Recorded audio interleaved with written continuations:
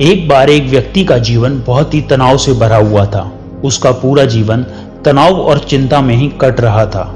ऐसा लग रहा था मानो वह जीवन नहीं बल्कि तनाव को जी रहा हो। जब उसका विवाह नहीं हुआ था, उसे विवाह करने का तनाव था। विवाह हो गया तो पत्नी और घर के खर्चों को चलाने का तनाव रहने लगा। बच्चे न होने का तनाव रहने लगा। बच्चा हो गया तो उसकी शिक्षा और भविष्य का तनाव सताने लगा।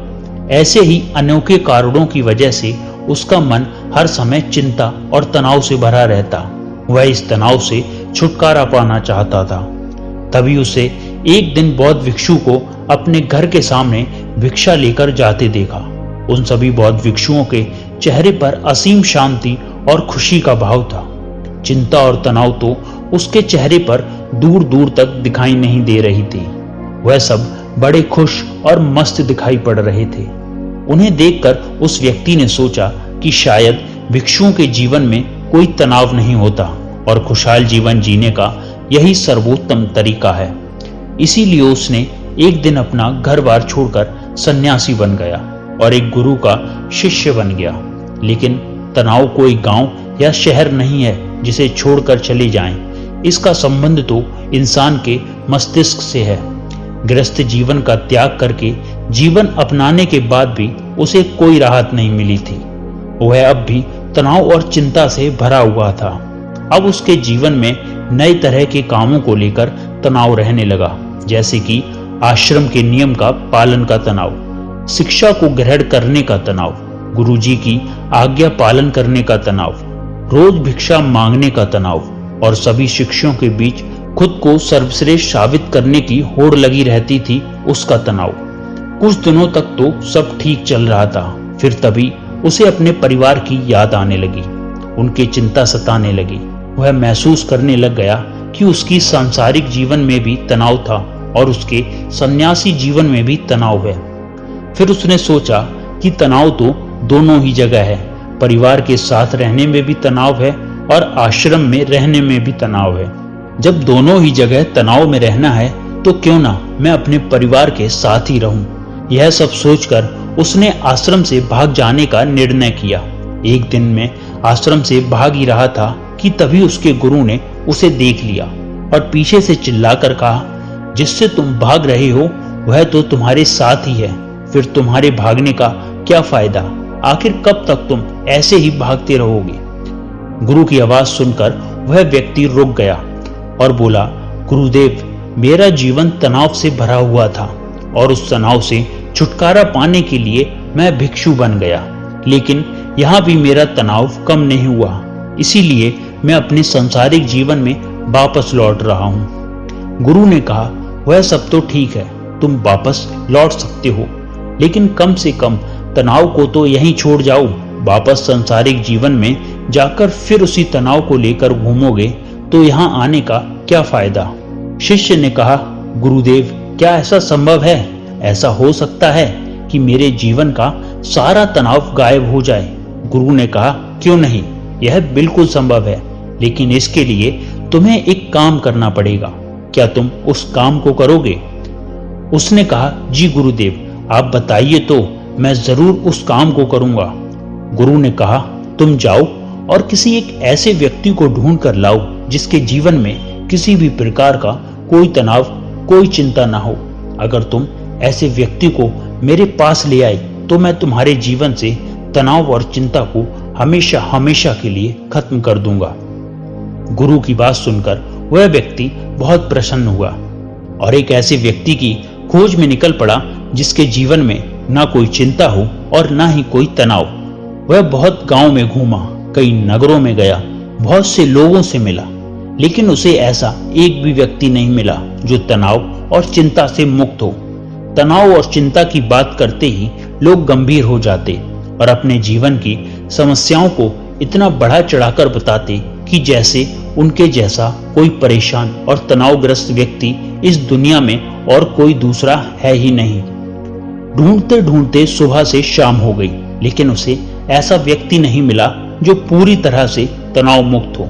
फिर उसे एक समझदार व्यक्ति ने सलाह दी कि इस दुनिया में केवल शराबी ही एक ऐसा व्यक्ति है जिसके जीवन में कोई चिंता, कोई तनाव नहीं होता।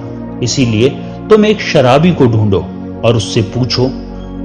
शिष्य ने उस व्यक्ति की बात मान ली और बहुत खोज मशक्कत के बाद उसे एक ऐसे शराबी को ढूंढ निकाला जो हर समय शराब के नशे में धुत रहता था। उसने उस शराबी से पूछा, मैंने सुना है कि तुम्हारे जीवन में कोई चिंता, कोई तनाव नहीं है, क्या यह बात सच है? शराबी ने लड़खड़ाती हुई जुबान से उत्तर दिया, तनाव? यह क्या होता है? यह किस चीज का नाम है? मुझे नहीं पता। यह सुनते ही शिष्य की खुशी का ठिकाना ना रहा। उसने सोचा, चलो दिन भर मेहनत करने के बाद अंततः वह व्यक्ति मिल ही गया जिसकी मुझे तलाश थी। शिष्य यह सब सोच ही रहा था कि तभी शराबी फिर बोल पड़ा, मुझे बस इस बात की चिंता सताती रहती है कि मुझे शराब कहाँ से मिलेगी, शराब के लिए धन का इंतजाम कहाँ से होगा? क्या तुम्हारे पास कुछ धन है? मैंने अपनी पत्नी से सारा धन छीन लिया है, लेकिन क्या तुम कुछ मदद कर सकते हो? यह सुनकर शिष्य हैरान रह गया। उसकी सारी खुशी गायब हो गई। अब तक दिन भी ढल चुका था और अंधेरा होने वाला था, इसीलिए वह एक मंदिर के चबूतरे पर बैठ गया। वह बहुत हताश और निराश था।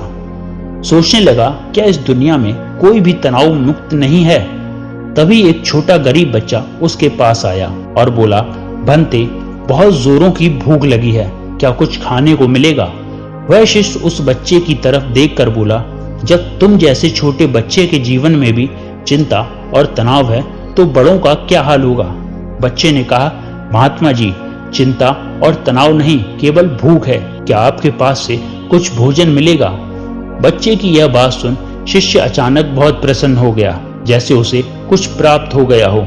उसने अपने झोले में से कुछ भोजन निकालकर उस बच्चे को दे दिया और वहां से भागता हुआ सीधा गुरु के पास पहुंचा और बोला, गुरुदेव, बहुत ढूंढने के बाद भी मुझे ऐसा एक भी व्यक्ति नहीं मिला जो तनाव मुक्त हो, जिसके जीवन में कोई भी चिंता ना हो।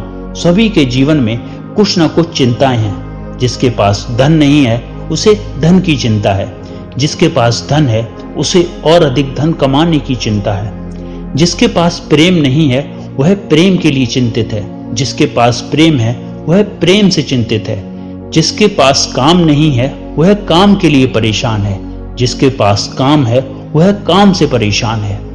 दुनिया के हर इंसान हर स्थिति में किसी न किसी वजह से परेशान है और तनावपूर्ण जीवन जी रहा है। लगता है इस तनाव से छुटकारा पाना संभव ही नहीं है। गुरु ने कहा, तनाव से छुटकारा पाना भी संभव है, लेकिन इसके लिए तुम्हें कुछ करना पड़ेगा। इसके बाद गुरु कुछ गीली लकड़ियां लाकर शिष्य के सामने रख देते हैं और कहते हैं, इसमें आग लगाओ। शिष्य लकड़ियों में आग लगाने का बहुत प्रयास करता है, लेकिन उसमें आग नहीं लगती। तो शिष्य कहता है, गुरुदेव, यह लकड़ियां तो गीली हैं, इसमें आग कैसे लगेगी?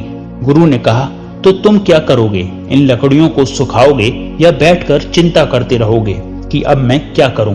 इन लकड़ियों में आग तो लग नहीं रही, क्या तुम्हारी चिंता करने से लकड़ियां सूख जाएंगी? या फिर तुम थोड़ी सी मेहनत कर कुछ सूखी लकड़ियां इकट्ठा करोगे और आग लगाओगे? शिष्य ने कहा, गुरुदेव, आप ठीक कहते हैं, लेकिन हर चीज में कोई न कोई चिंता तो होती है। गुरु ने कहा, चिंता किसी चीज में नहीं बल्कि तुम्हारे अंदर, तुम्हारे मन में होती है, और जहां चिंता वहां तनाव होता है, वहां सफलता मिलना मुश्किल हो जाती है, और जब सफलता नहीं मिलती तो हम और भी चिंता और तनाव में घुसते चले जाते हैं। शिष्य ने कहा, गुरुदेव, अगर सारे काम हमारे अनुसार होने लगे तब तो हमें चिंता नहीं होगी। गुरु ने कहा, इंसान के अंदर चिंता और तनाव उत्पन्न भी तभी होते हैं जब उसकी परिस्थिति और मनी स्थिति अलग अलग होती है, यानी कि वह चाहता तो कुछ और है लेकिन उसे मिलता कुछ और है। इसीलिए अगर व्यक्ति अपनी परिस्थिति और स्थिति के बीच समन्वय स्थापित करना सीख ले तो वह तनाव से मुक्त हो जाएगा। शिष्य ने कहा, लेकिन ऐसा कैसे संभव है गुरुदेव? गुरु ने कहा, स्वीकार करके।